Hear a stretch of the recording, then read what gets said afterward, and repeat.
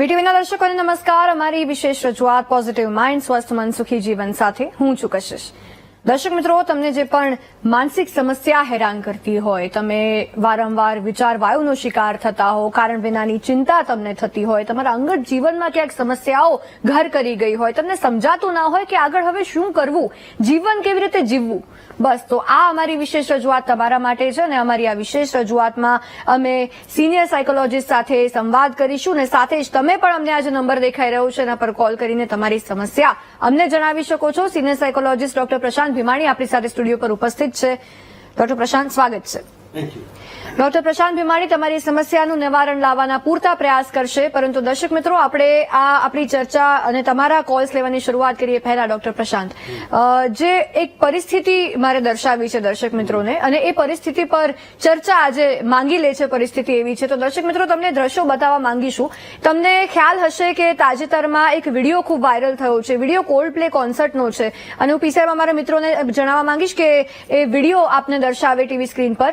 આ જે cold play કોન્સર્ટનો video છે એમાં જે આ વ્યક્તિ બે દેખાઈ રહ્યા છે, એન્ડી બાયરન, કે જે એસ્ટ્રોનોમરના સીઈઓ છે, ખૂબ પ્રખ્યાત, ખૂબ જાહેર જીવનના વ્યક્તિ છે, એક ખૂબ પ્રખ્યાત ઉદ્યોગપતિ છે, અને તે એમની જે એમ્પ્લોય સાથે ઓડિયન્સમાં કેમેરામાં કેદ થઈ ગયા હતા અને પછી આજે આખું આ ચર્ચા શરૂ થઈ હતી કે લગ્ન જીવન બાદ, લગ્નના વર્ષો બાદ જો આડા સંબંધો, પ્રેમ સંબંધ બંધાય કોઈ અન્ય વ્યક્તિ સાથે, એનું પરિણામ શું આવે, અને લગ્નના વર્ષો થઈ જાય એ પછી પણ કેમ આડા સંબંધ બાંધવાનું મન કોઈ પુરુષ કે સ્ત્રીને થતું હોય છે. આ કેસમાં એન્ડી બાયરને આડા સંબંધ બાંધ્યા હતા. જે આ ક્રિસ્ટન કેબર્ટ છે કે જે એમની ચીફ પીપલ ઓફિસર છે એમની જ કંપની એસ્ટ્રોનોમરમાં, એની સાથે તેમણે, અને આમાં એક એ વાત છે કે ક્રિસ્ટીનનું જે કામ હતું કે કંપનીમાં વાતાવરણ યોગ્ય રીતે રહે, કંપનીના એમ્પ્લોઈઝને કે હેરાનગતિ ન થાય, આવો એક્સ્ટ્રા મેરિટલ અફેર કે કંપનીમાં, કોર્પોરેટ વર્લ્ડમાં કે અફેર એ કંપનીમાં ન થાય એ ધ્યાન રાખવાનું કામ પણ એણે જ કંપનીના સીઈઓ સાથે અફેર કરી લીધું. અને બાદ જે પરિણામ આવ્યું કે એન્ડી બાયરનની પત્નીએ પણ એનું જે બાયરન સરનેમ હતી ફેસબુક પરથી હટાવી દીધી છે એના યુઝરનેમમાંથી. આ એક દ્રશ્ય છે. બીજા એક દ્રશ્ય તમને બતાવવા માંગીશ કે પ્રખ્યાત બેડમિન્ટન પ્લેયર સાયના નેહવાલ, કે જે એના પતિ પારુપલ્લી કશ્યપ થી અલગ થવાનો જેણે નિર્ણય થોડા દિવસ પહેલા 14 જુલાઈએ જાહેર કર્યો હતો. 13 જુલાઈના રવિવારે મોડી રાત્રે તેણે ઇન્સ્ટાગ્રામ સ્ટોરી મૂકી હતી અને એણે જાહેર કર્યું હતું કે હું મારા પતિથી અલગ થઈ રહી છું. આશરે 18 વર્ષથી એ લોકો પ્રેમમાં હતા અને ઘણા વર્ષોનું એમનું લગ્ન જીવન, પરંતુ અચાનકથી 2 મહિના પહેલા તેઓ કેપટાઉન જાય છે અને પછી 2 મહિનામાં જ એવું શું થઈ જાય છે કે બંને અલગ થવાનો નિર્ણય લે છે. આ જાહેર જીવનના વ્યક્તિ દ્વારા આવું જયારે થાય ત્યારે લોકોને પણ ક્યાંક એમના ફેન્સ હોય એમને આ વસ્તુ માટે ક્યાંક પ્રોત્સાહન મળી જતું હોય છે, અથવા તો ક્યાંક પ્રભાવ એ પડે છે. પ્લસ જે અત્યારની સિચ્યુએશન છે કે પોતાના જીવન સાથીથી લોકો ખુશ નથી હોતા. એનું કારણ શું? લગ્ન જીવન જેમ વીતતા જાય, જેમ આગળ સમય પસાર થતો જાય, એમ જે એ લોયલ્ટી હોય, મોનોગેમી હોય, એ ખતમ થતી જાય છે. એ સવાલ મારે ડોક્ટર પ્રશાંત તમારે પૂછવો છે કે એવું કેમ થઈ રહ્યું છે કે લોકો લગ્નના વર્ષો પછી પણ એક એવી પરિસ્થિતિ આવે છે કે આડા સંબંધ બાંધી લે છે. એનું મુખ્ય કારણ તમને શું લાગે છે? કશિશ, સૌથી મોટું કારણ જે છે એ છે કે ઇન્ડિવિજ્યુઅલિસ્ટિક અપ્રોચ, કે વ્યક્તિલક્ષી અભિગમ જે છે કે મારી લાઈફ છે. તમને અટકાવવા માંગીશ, જે હાલ આ પરિસ્થિતિ વિશે મારે થોડુંક ડિટેલમાં તમને કહેવું છે કે જે લગ્ન જીવન પ્લસ આમાં આપણે કેવું જોઈએ છે કે થોડા સમયથી આપણે ન્યૂઝમાં પણ એવી અનેક સ્ટોરીઝ જોઈએ છે, એવી અનેક એવા સમાચાર આપણી સામે આવે છે કે પત્નીઓ કે જે પતિ હોય, પતિ કદાચ ઘરમાં ન રહેતો હોય વધારે, ને પછી જયારે પતિની ગેરહાજરીમાં એને અન્ય પુરુષ સાથે પ્રેમ થઈ જાય છે. કોર્પોરેટ કલ્ચરમાં પણ આ એક્સ્ટ્રા મેરિટલ અફેરને બહુ સામાન્ય ગણવામાં આવ્યું છે. સાથે જ એવા નાના નાના ગામડાઓમાં પણ આ વસ્તુ ઘર કરી ગઈ છે. એક સમય હતું જયારે કદાચ થતું હશે પણ વધુ પ્રકાશમાં ન આવતું, પરંતુ હવે વધુ પ્રકાશમાં એટલે આવે છે કારણ કે આ પરિસ્થિતિના કારણે નિર્દોષ પતિઓ મોતને ભેટે છે. એક આ કેસ છે ને બીજો આ કેસ કે જે ભણેલા ગણેલા લોકો હોય, ક્યાંક સમજણ હોય કે સીધી હત્યા ન કરાય, એ છૂટાછેડા લેવાની વાત પર કે અલગ થઈ જવાની વાત પર આવી જશે. ડોક્ટર પ્રશાંત, જે આખી આ પરિસ્થિતિ છે એના પર શું કહેશો? એટલે મારે સૌથી પહેલા જે તારો સવાલ છે કે આવું કેમ થાય છે આજકાલ, તો એના જવાબમાં એક બહુ મોટું કારણ એ છે કે આજકાલ વ્યક્તિગત સ્વતંત્રતા ખૂબ વધી ગઈ છે અને જેને ઇન્ડિવિજ્યુઅલિસ્ટિક અપ્રોચ કહેવાય, વેસ્ટમાંથી આવેલો ખ્યાલ છે, પશ્ચિમના દેશોમાંથી. અને સાથે સાથે આર્થિક સ્વતંત્રતા ખૂબ વધી છે. એટલે વ્યક્તિને એમ થાય કે હું કોઈના પર નિર્ભર નથી. થોડા વર્ષો પહેલા એવું હતું કે સ્ત્રી પુરુષ પર નિર્ભર હતી. એની સાથે સાથે એવું હતું કે એકબીજા સાથેના સોશિયલ એટલું બધું પ્રેશર હોય કે એ બંધનમાંથી મુક્ત ન થઈ શકે વ્યક્તિ. એટલે હવે ધીરે ધીરે સોશિયલ નોર્મ્સ કે જે સામાજિક બંધનો જે છે એ નબળા પડવા માંડ્યા. એની સાથે સાથે વ્યક્તિઓ જે બધા છે એ લોકો મોટા ભાગનો સમય કામની જગ્યાએ પસાર કરવા માંડ્યા. એટલે ઘરે કદાચ હું માનું છું ત્યાં સુધી સવારના 2-3 કલાક હોય અને સાંજના 2-3 કલાક હોય. બાકીનો આખો દિવસ જે છે કામની જગ્યાએ વિતાવવાની એમને ફરજ પડતી હોય. આવા સંજોગોમાં ફિઝિકલી પણ નજીક રહેવાના કારણે ઇમોશનલી પણ વ્યક્તિ નજીક આવે છે અને ધીરે ધીરે આ પ્રકારના સંબંધો વધારે મજબૂત થતા જાય છે. બીજું એક મહત્વનું કારણ એ છે કે ઘરની અંદર જ્યારે નેગેટિવિટી, ઝઘડા એ બધું જ્યારે ઊભું થાય ત્યારે એ વધારે એને ફૂલવા ફાલવા માટેનું એક તક આપે છે કે આ પ્રકારનું એને બીજે ક્યાંક એને ઇમોશનલ રિસોર્ટ વ્યક્તિને દેખાય છે અને એના માટે થઈને એ આ પ્રકારના સંબંધોની અંદર એ ઇન્વોલ્વ થાય છે. એટલે આ બંને બાબતો જે આપણે બંને કિસ્સાઓ જોયા એ કિસ્સાઓ તો માત્ર એક બહુ ફેમસ છે એટલા માટે. બાકી અત્યારે જે તમારી વાત બિલકુલ સાચી છે કે આવા એક્સ્ટ્રા મેરિટલ રિલેશન્સ બહુ જ વધી ગયા છે અને એમાં પણ ખાસ કરીને નો સ્ટ્રિંગ્સ અટેચ્ડ એટલે લોકોને ફક્ત શારીરિક રીતે એકબીજા સાથે જોડાઈ અને કોઈ ઇમોશનલ કોઈ કનેક્શન ના હોય એવું પણ ધીરે ધીરે હવે નવી જનરેશનમાં ખાસ વધતું જાય છે. એટલે કદાચ જે મિડલ એજની અથવા તો જે લગભગ 30-40ની વચ્ચેના જે લોકો છે એ લોકોમાં હજી પણ ઇમોશનલ અટેચમેન્ટનું મહત્વ ખૂબ છે, પણ સાવ જે યંગસ્ટર્સ છે એ લોકોમાં એ બધું મહત્વ ધીરે ધીરે ઘટતું જાય છે. એટલે કમિટમેન્ટ જે છે એ સાવ ઘટી રહ્યું છે, એનું સૌથી મોટું કારણ છે. પણ આપણને વર્ષોથી નાનપણથી લોકો એમ શીખવાડતા હોય ઘરવાળા કે જ્યારે લગ્ન કરો ત્યારે બસ એ તમે અને તમારા પતિ કે તમારી પત્ની બસ એ બે જ હોય, બાકી પછી બીજા કોઈને તમારે જોવાનું ના હોય. એ શિખામણ, એ સંસ્કાર આ બધું જ કેમ ભૂલાઈ જઈ રહ્યું છે અને કોમન થઈ રહ્યું છે કોર્પોરેટ કલ્ચરમાં આ વસ્તુ? કારણ કે કશિશ કદાચ આવું કહેનારા લોકો જે છે એ પણ મોટી ઉંમરે ક્યાંક પકડાયા હોય એવું બની શકે. અને એવું પણ બની શકે કે જે અત્યારે વેબ સિરીઝ છે જે ટીવીની અંદર કે મોબાઈલની અંદર જે કંઈ પણ લોકો જોતા હોય એમાં પણ આ પ્રકારના સંબંધો બહુ કોમન થઈ ગયા. જેમ કે હું એક એક્ઝામ્પલ તમને આપું કે અપશબ્દો બોલવાનું એટલું બધું કોમન થઈ ગયું છે કે ઘણા બધા લોકોને ખબર જ નથી હોતી કે એ વાતમાં અપશબ્દો બોલે છે. તો એ પ્રકારે આ સંબંધો જે છે એ અપસંબંધો અથવા ખરાબ સંબંધો જે છે એ પણ એટલા બધા કોમન થઈ ગયા છે કે એમને એમ થાય છે કે આ તો બધે થાય જ છે એટલે અમે આવું કરી શકીએ. એટલે આમાં કઈ બહુ મોટી રીતે ખરાબી કોઈ છે જ નહીં અને ઇટ્સ ઓકે, બધે જ આવું છે.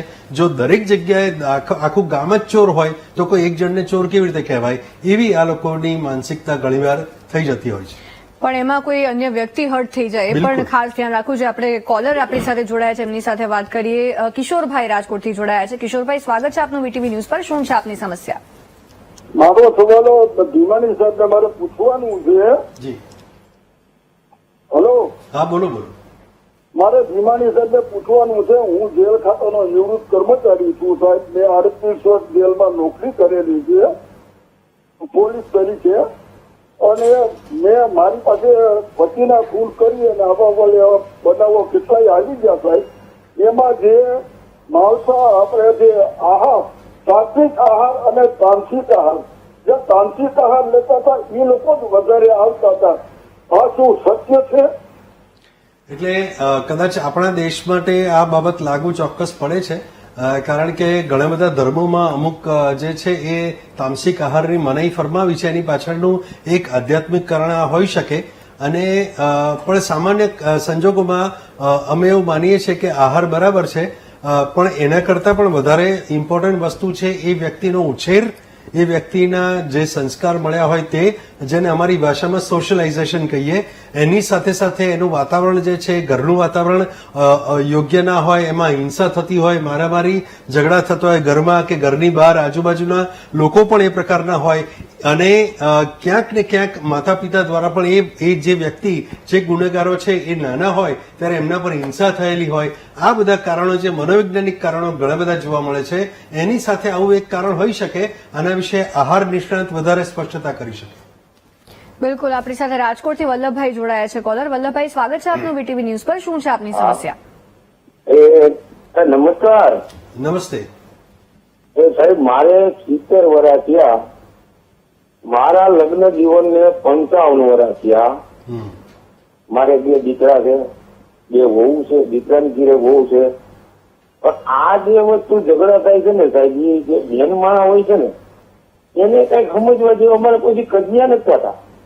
અમારે કોઈ આવું તકલીફ નથી પડતી. અમારે સિસ્ટમ શું છે, ખાયા થયા હોય એ રીસાવાનું નહીં, જમી લેવાનું, મોટું નહીં બગાડવાનું. ખાડા થઈ ગયા પછી 5 મિનિટ પછી ઘરમાં કોઈ અમારે સાહેબ કોઈ આવું નહીં રાખવાનું. અને એવું અમે સમજાવ્યું. પછી અમારું મીટિંગ થાય.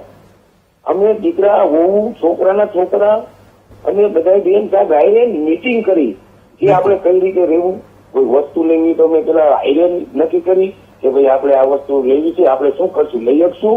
આવા અમે સાહેબ બધા તમે કોકને જીવો આ લગ્ન જીવન ખરાબ આ મેન વ્યક્તિ હોય ને સાહેબ એ થોડુંક ધ્યાન રાખે ને તો એબ્સોલ્યુટલી. ઘણા લગ્ન જીવન તૂટતા અટકી જાય. આમાં વડીલો તો ખાસ કરીને મારી 70 વર્ષની ઉંમર છે સાહેબ, હવે થાય છે જી. જુદા થવું હોય કઈ એની સામાન્ય છે, હકો થતા હોય. બિલકુલ. પણ આજે મેન વ્યક્તિ જ નબળો પડે ને એટલે ઘર વિખાય છે. ભાગે ભાગે સમજવું જોઈએ. નબળા પાત્ર હોય એને સમજવામાં થોડુંક ધ્યાન રાખે ને તો તમે થોડુંક આવું કયો કે ભાઈ તમે વડીલું ભેગો બેસો.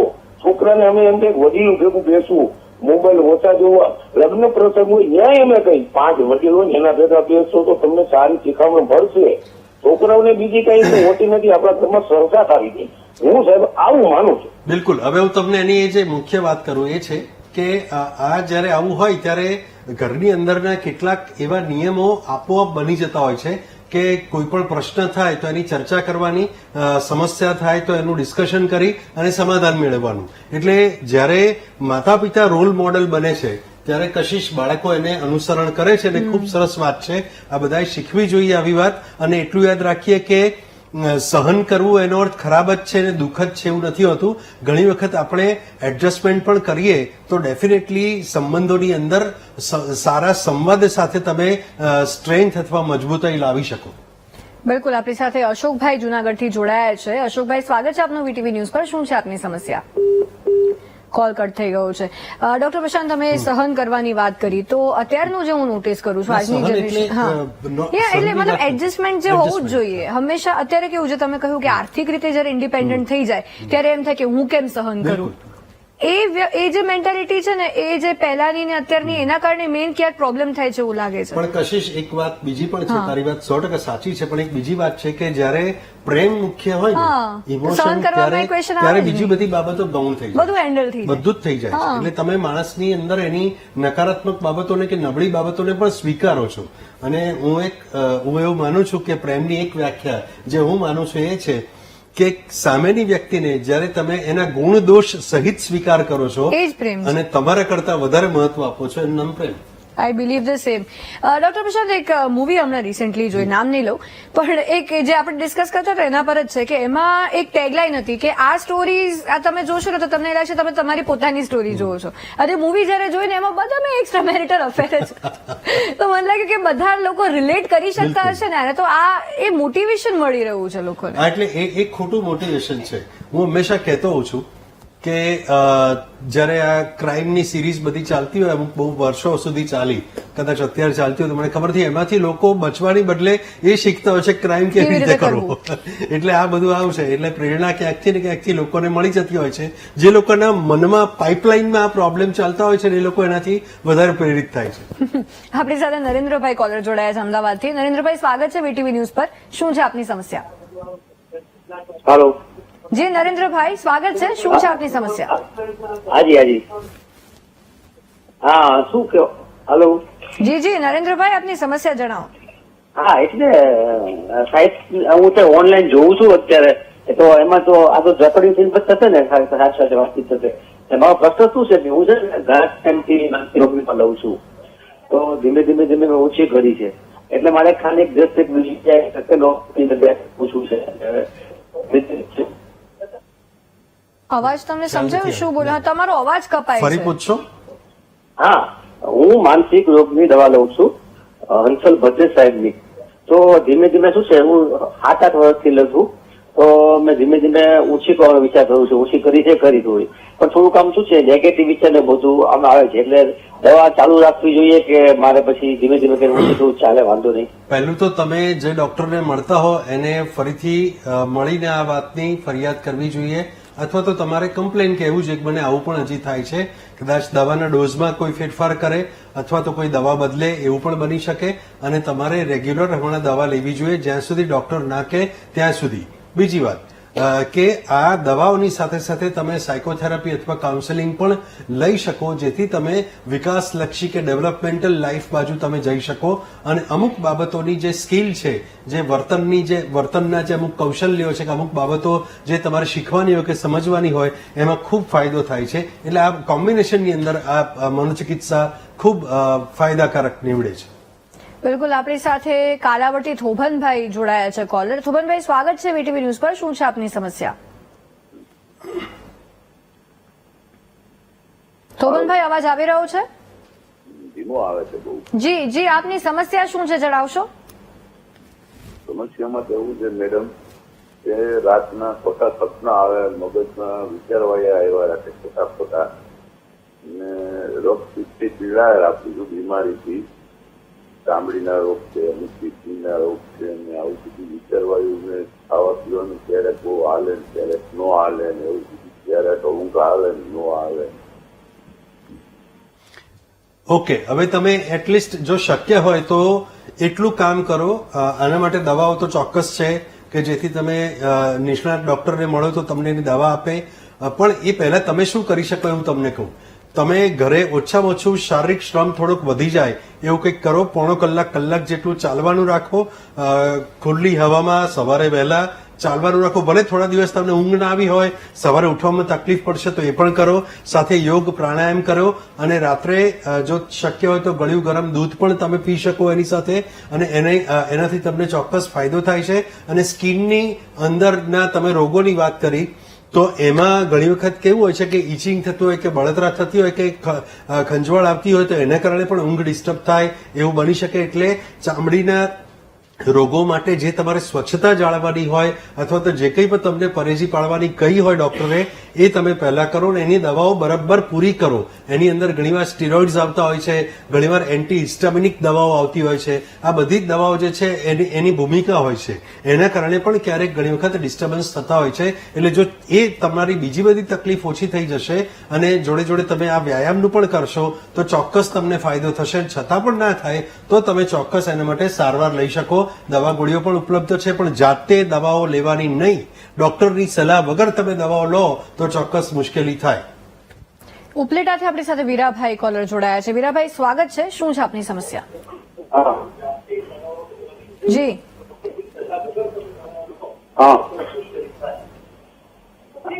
વીરાભાઈ, ટીવીનું વોલ્યુમ મ્યુટ કરી દેજો. હેલો. જી જી, આપની સમસ્યા કહેજો અને ટીવીનું વોલ્યુમ મ્યુટ કરી દેજો. બેસ્ટમાં શું છે, અમારે ઘર કરીને દવા ચાલુ છે 15 વર્ષ થયા. હા 15 વર્ષ થયા. ઓકે, એમનું નિદાન તમને ખબર છે? એમનું નિદાન શું છે? અંદર નથી. હેલો. નીંદર નથી આવતી અને પગમાં છે ને પગ પછાડે, પગમાં શું થાય ખબર નથી પડતી. ઓકે, ઘણીવાર એવું છે કે કેટલાક લોકો થોડું સારું થાય એટલે દવા બંધ કરી દે, પછી પાછી દવા ચાલુ કરે, આવું બધું થતું હોય છે. એટલા માટે તમે યોગ્ય જગ્યાએ યોગ્ય ડોક્ટર પાસે જઈ અને તમે બરાબર તમારી સમસ્યાને પહેલા રજૂ કરો કે આવું થાય છે. અને જે ઘણીવાર કેવું છે કે એ તકલીફ માટે તમે જ્યાં જતા હો, ખરેખર પગની બળતરા માટે તમે જતા હો તો માનસિક રોગોની દવા કરતા ઘણીવાર ન્યુરોલોજીસ્ટનું કામ વધારે હોય. અને ઘણી વખત આપણે એટલે મનના અને મગજના બે ડોક્ટર જુદા છે, ખાસ ધ્યાન રાખો. મગજની તકલીફો હોય તો પણ આવું થઈ શકે, મનની તકલીફો હોય તો પણ આવું થઈ શકે. આ બંનેમાં એનું નિદાન બરાબર થવું જરૂરી છે. પણ પહેલું મગજના ડોક્ટર પાસે જઈ અને ન્યુરોલોજીસ્ટ પાસે જઈ અને તમારે તપાસ કરાવવી જોઈએ. એ એમ કે બધું બરાબર છે તો પછી મનના ડોક્ટર પાસે એનો ઉકેલ મળી શકે. આપણી સાથે ડોક્ટર પ્રશાંત ભીમાણી છે કે જેમની સાથે આપણે ચર્ચા કરી રહ્યા છે માનસિક સમસ્યાઓને લઈને, અને તમારા જે ટીવી સ્ક્રીન પર તમને જે નંબર્સ દેખાઈ રહ્યા છે એના પર કોલ કરીને તમે અમને કોલ પર તમારી જે પણ માનસિક સમસ્યા હોય, જે તમને હેરાન કરતી હોય એ જણાવી શકો છો. એનું નિરાકરણ લાવવાનો પૂરતો પ્રયાસ થશે. ડોક્ટર પ્રશાંત, કોલ આવે ત્યાં સુધી વાત. આજની જનરેશનની તમે વાત કરી કે આજની જનરેશનમાં વધુ પ્રમાણ છે. પહેલાની જનરેશન લાઈક મિલેનિયલ્સ એની પહેલાની પણ જનરેશનમાં ક્યાંક આ વસ્તુ હતી, પણ કહેવાય ને કે ક્યાંક જોબ મેળવવા માટે કે પોતાનું કામ કરવા માટે આ વધારે થતું હતું, પણ હવે એ રેગ્યુલર થઈ ગયું છે. પ્લસ મેન્ટેલિટી, છોકરીઓને એવો કે આ મમાસ બોય છે, આ મને ટેન્શન નથી આપતો, તરત બીજો આવી જાય. ઇવન આફ્ટર વેડિંગ પણ આ વસ્તુ થાય છે કે કદાચ પતિ બિચારો મહેનત કરતો હોય, કામ કરતો હોય તો ધ્યાન ના આપી શકે, તો પત્નીને તો બીજો કોઈ અટેન્શન આપે તો સીધો એ ગમી જાય. વર્ક લાઈફમાં પણ આ વસ્તુ વધારે થાય છે. સેમ વિથ હસબન્ડ્સ કે વાઇફ એના બાળકોમાં બિઝી હોય, કામમાં બિઝી હોય, ને પછી એને એ વાઇફની પ્રેગ્નન્સી ને બેબી આવી જાય ને પછી એ હસબન્ડ્સનો સ્ટેજ હોય કે ત્યારે આ વસ્તુ વધારે થાય. એ કેવી રીતે લોકો અવોઇડ કરી શકે? આ થવાનું મેઇન કારણ કશિશ પહેલા વાત કરું. આનું કારણ એ છે કે જેમ ઇન્સ્ટાગ્રામ રીલમાં મજા ના આવે એટલે તમે ચેન્જ કરી નાખો. એટલે આ ઇન્સ્ટન્ટ ગ્રેટિફિકેશન એટલે તાત્કાલિક સંતોષ મેળવવાની પ્રોસેસના ભાગરૂપે જ આ બધું થઈ રહ્યું છે. આખી જનરેશન ઇન્સ્ટાગ્રામ જનરેશન છે. એટલે ઇન્સ્ટાગ્રામ બિલકુલ ખોટું નથી, પણ એમાં થાય છે શું કે ડૂમ સ્ક્રોલિંગ થાય છે. જરૂરની બાબત આપણે જોતા નથી, બિનજરૂરી જેમ જોયા કરીએ છીએ, મજા ના આવે એટલે એને આગળ એને કાઢી નાખીએ છીએ. તો સંબંધોમાં પણ હવે આપણે આવું કરતા થઈ ગયા છે. ભાઈ બહુ સહેજ ક્યાંક ડિસ્ટર્બન્સ થયું તો કે તું મારા માટે બરાબર નથી, એટલે પછી તું નહીં તો બીજું કોઈ, એમ કરીને આખી વાત જે છે એ વધારે ચાલી છે. એટલે જ હું કહું છું કે આવું હોતું નથી. દરેક વ્યક્તિમાં પોઝિટિવ ને નેગેટિવ પોઈન્ટ હોય જ છે, અને તમને નેગેટિવ પોઈન્ટ કદાચ આજે લાગ્યો તો એનો અર્થ એવું નથી કે આખી વ્યક્તિ ખરાબ છે. બની શકે કે તમે એને વાતચીત કરીને, કમ્યુનિકેટ કરીને તમે એને દૂર કરવાનો પ્રયાસ કરશો તો કદાચ થઈ જશે. બિલકુલ. તો દર્શક મિત્રો, સમયની મર્યાદા નડી રહી છે અને આપણે આ શો પૂર્ણ કરવાનો સમય આવી ગયો છે, પરંતુ ડોક્ટર પ્રશાંત અમારી સાથે જોડાયા, વીટીવીના સ્ટુડિયો પર ને દર્શકોના સમસ્યાનું નિરાકરણ લાવવાનો પ્રયાસ કર્યો. ખૂબ આભાર. Thank you so much. અને દર્શક મિત્રો, ડોક્ટર પ્રશાંત સાથે જો તમારે થેરેપી કરાવી હોય, એમનું અહીંયા જોધપુર પાસે એમનું ક્લિનિક પણ છે, અને સાથે ઇન્સ્ટાગ્રામ પર પણ ડોક્ટર પ્રશાંત ભીમાણી કરીને એમનું આઈડી છે કે જેમાં અનેક તમને સાયકોલોજીકલ ટિપ્સ મળશે, સેલ્ફ કાઉન્સેલિંગની પણ ટિપ્સ તેઓ આપશે, તો એ પણ તમે ચેક કરી શકો છો. બિલકુલ ખૂબ મદદ રહેશે આપને. અને આવતા શનિવારે સાંજે 5:30 વાગે આપણે આ વિશેષ રજૂઆત લઈને ફરી મળીશું. આપ જોતા રહો વીટીવી ન્યૂઝ. નમસ્કાર.